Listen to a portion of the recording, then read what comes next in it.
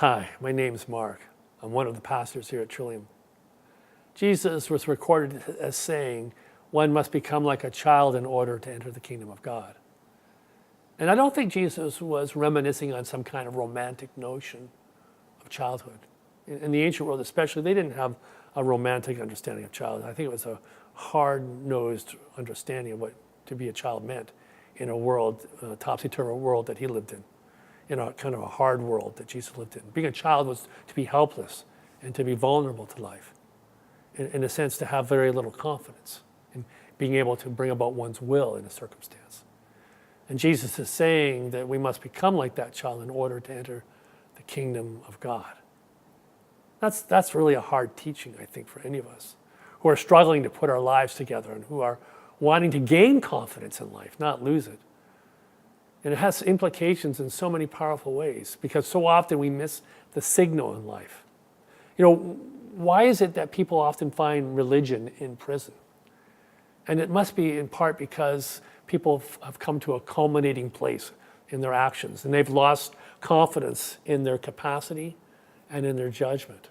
Capacity to get things done in a way that's helpful to them and their judgment about what is good and what is not good for themselves. And so they're stuck in jail. And I knew a guy that was stuck in jail for 15 months and he found God there. He was confronted by his own lack of confidence in his own judgment and capacity.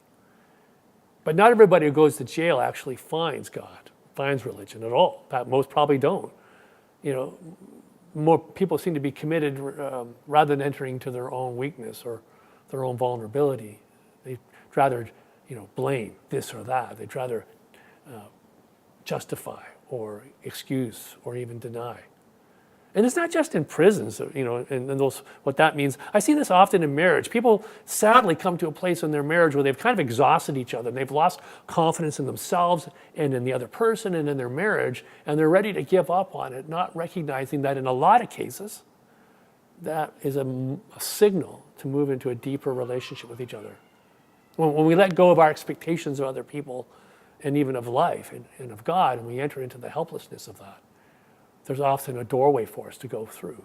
And it's sad for me because so often couples will blame each other and they'll justify their behavior and they'll deny problems and they'll excuse themselves, not recognizing that there's been an incredible gift to them in their marriage in that moment. And it's not just in marriage either. I see people in health. People often have very poor habits in their health and they'll be inclined not to enter into the helplessness of that moment or into their loss of confidence in their own judgment and capacity.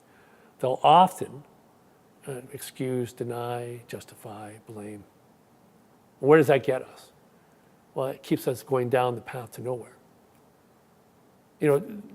This doesn't just have implications for our own personal lives. So often, a lot of the ways we interact with each other are based on running away from our loss of confidence and the weakness that we experience within ourselves, not recognizing its invitation to us. And so we push to the front of the line, and we're aggressive with people, and we dominate people or manipulate them because we don't have confidence in the goodness of life, that we'll be invited forward based on our competencies or that we'll be recognized for our gifts. No, we got to push forward. We got to manipulate, dominate, coerce to get what we want in life. And we miss out on something so precious, so beautiful. That moment of discovery that in the midst of our weakness, there is a new take on life for us. God promised Paul that in his weakness, God's power would be perfected. That's all he needed. His weakness was the gift, the opportunity for God to move through him to the world. And Paul calls us to live differently with each other, to live in humility, grace, compassion, kindness, forgiveness. It's in that moment of weakness when we give up control of the column, the steering column of our car and the steering wheel, that we have the opportunity to drive our car differently. Because now it's not only us that are driving it. There's a power greater than us leading the way.